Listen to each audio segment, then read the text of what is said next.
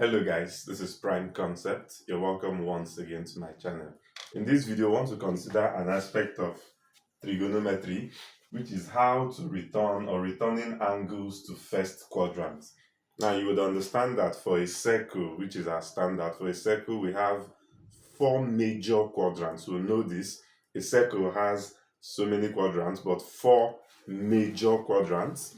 And when you want to measure angles, one of the things you should know is that we can measure angle either clockwise or anti-clockwise. So angles are positive when you measure them anti-clockwise direction. Then they become negative when you measure them in a clockwise direction. What do I mean by this? Of course, you should know that when you're going this way, it is what? Anti anti-clockwise, and this is how we measure angle. We measure angles from our right to the left. That is how we measure angles. When you're going this way, this is called what? Clockwise.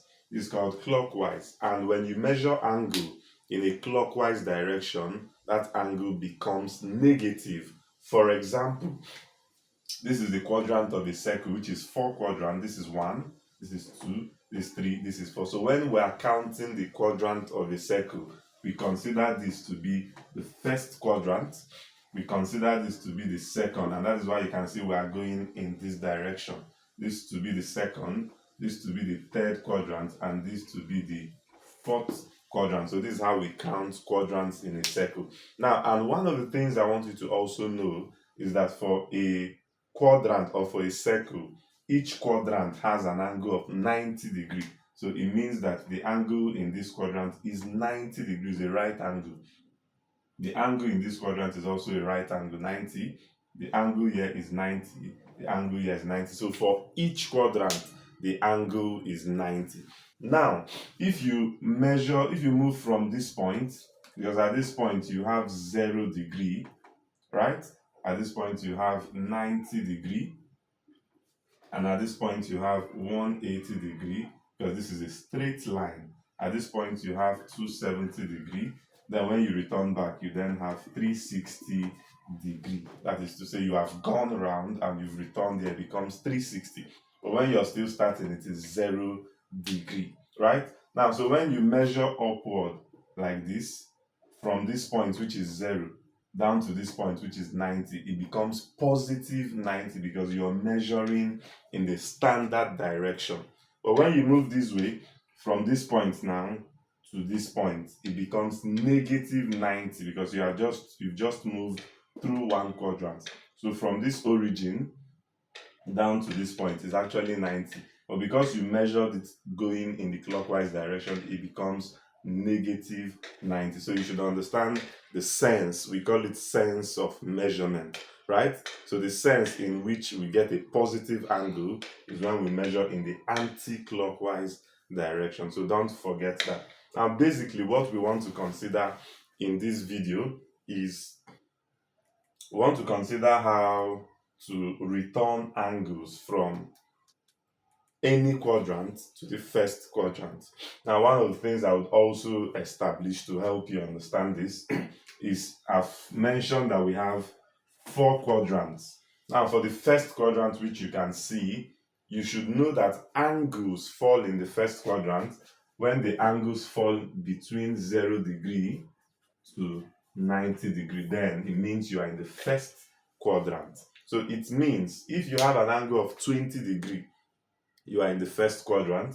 30 degree, you are in the first quadrant. 45 degree, you are in the first quadrant, and so on, right? So you should take note of this. Then for your second quadrant, the angles that makes this are angles that lie between 90 degree to 180 degree. Then it means those angles are in the second quadrant. Now for your third quadrant, these are angles between 180 degree to 270 degree. Then for our fourth quadrant, these are angles between 270 degree to 360 degree. So you should know this, and with this you can identify which quadrants angles for. Now basically, we want to learn how to return an angle. Why do we need to learn how to return angles from first quadrant, from any quadrant to first quadrant?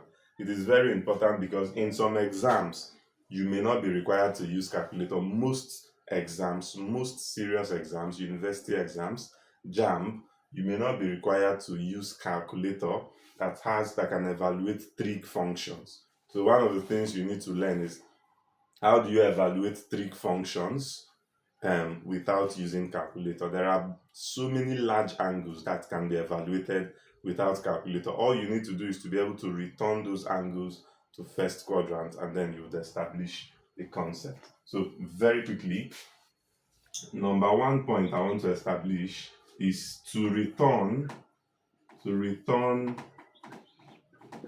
from second quadrant, because we are not returning from first to first. We are trying to return from second to first, from third to first, from fourth to first. This is our aim, everything to bring it back to first, and that's why I'm starting from this. So to return from second quadrant to first, what we simply do is to say 180 minus the angle theta. So anytime we have an angle that falls in the second quadrant and we want to bring it back to an equivalent angle in the first quadrant, the idea is to always remove that angle from 180. That is the idea. Now, for example, say you want to evaluate, let's say you want to evaluate sine of 120. I'm not going to be evaluating this at this point, but say you want to evaluate sine 120. So very quickly, you know that 120 is not necessarily a special angle. We've done special angle in our previous video, so do well to check it so that you can understand the concept. So what I would simply do is to check 120 degree falls in what quadrant. So let me check. So you would see between 90 to 180 is second quadrant, and 120 falls here. So it means that 120 lies in our second quadrant. So in second quadrant, what do? I'll simply use 180 minus that angle. So what this means is that 120 is equivalent to 180 minus 120. And this is equivalent to what now? 180 minus 120 is going to give me 60 degree, right? So this would mean that instead of me evaluating sine of 120, I can consider sine of 60, and both of them would give me the same result. There's still something else we need to learn, right? Because we've already learned in our previous video that there are different sines for different quadrants. So we're still going to incorporate that knowledge. But you should know now, with this, you've seen that we've returned 120 to its equivalent 60 degree, and 60 degree is in the first quadrant. So meaning that sine of 120 degree should give us the same answer as sine of what? 60 degree. Now, the reason why this is also going to be true is, if you recall, we established casts. We talked about casts, and we already explained the meaning of cast. We said that A means that all the trig functions are positive in the first quadrant. S means only sine is positive in the second quadrant, only tan is positive, and only cos is positive. So this is important in this application. Now, I've changed 120 to 60 degree, and then I would notice that 120 degree is in the second quadrant, and in the second quadrant, sine is positive. So which simply means that sine 120 degree is the same thing as positive sine of 60. Now, let me still give you another example to help you understand this. Now, say this time around, we want to evaluate cos 120. I want you to return this, cos 120, right? Now, the same concept, 120 degree lies in what quadrant? In the second quadrant. So what I would simply do is to say 180 minus 120 to return this to first quadrant. So which is actually what?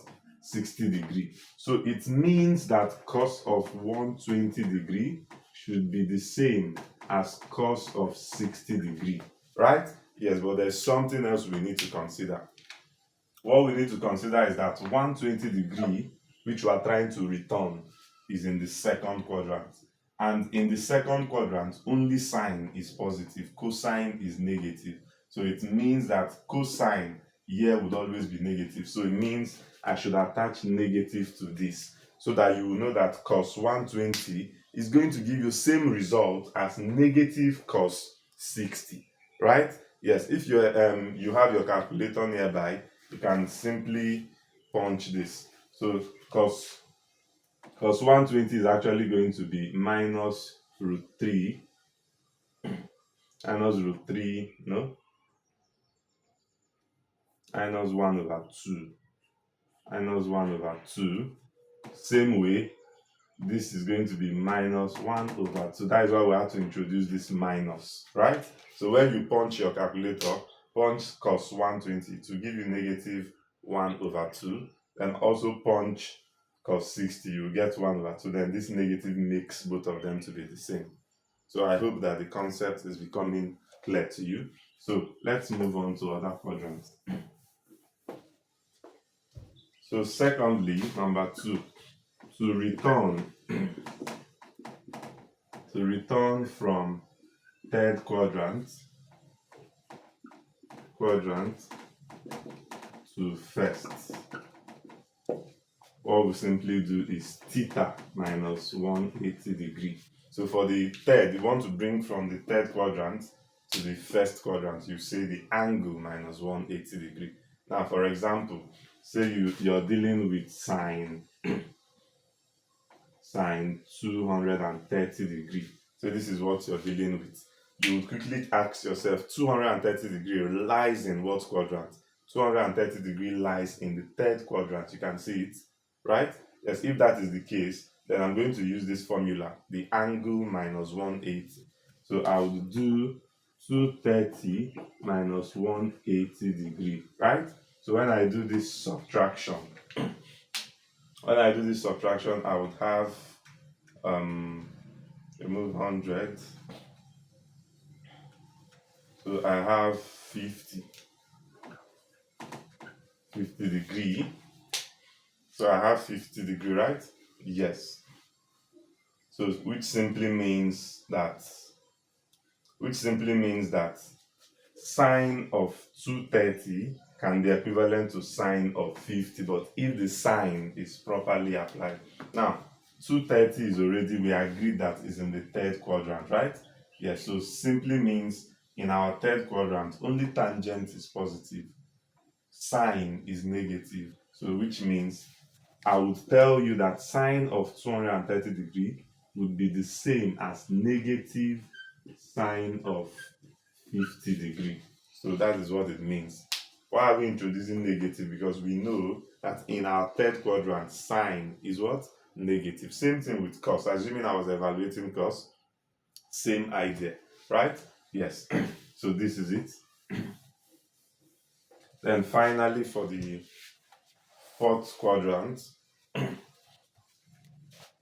number 3, to return from fourth quadrant to first. So we want to return from the fourth quadrant now to the first. What we'll simply do is to do 360 degree minus theta. So 360 minus theta, you return. So very quickly, let's take an example there also. So say you want to evaluate, let's say sine 300 degree, for example. Now, you notice that 300 obviously is in the fourth quadrant. Now, since 300 is in the fourth quadrant, what I will do, because it's difficult to evaluate large angles, so what I will do is I'm going to use the formula 360 minus 300, and this will give me 60 degree. So I would say that sine 300 is same as sine what? 60. But I need to consider, since I'm in the fourth quadrant and I'm dealing with sine is usually negative in the fourth quadrant. So I would attach negative to this. So meaning that sine 300 is same thing as negative sine 60. You can confirm all these things with your calculator and you would get same result. So this is simply how you can return angles from one quadrant to another quadrant. I believe that this concept is very clear to you. So if you understand, let me give you one to do for me and drop your answer in the comment section. So I want you to return this cos 290 degree and 150 degree. So give me their equivalents in the first quadrant. Return them. You don't have to evaluate, just return them to the first quadrant. Give me their correct signs. Drop the answer in the comment section. If you've enjoyed this video and you're yet to subscribe, do well to hit the subscribe button, like this video, comment, share with your friends. Tell them Prime Concept is doing wonders in trigonometry. In my next video, I'll be getting into the concept of periodicity, which is very important that you should understand. After which we'll put together all what we've learned so far, the signs in different quadrants, returning angles to first quadrant, periodicity, we'll put them together and take examples. Then we'll move further into compound angles. So stay tuned so that you'll get updated when I post new videos. Thanks for watching Prime Concept.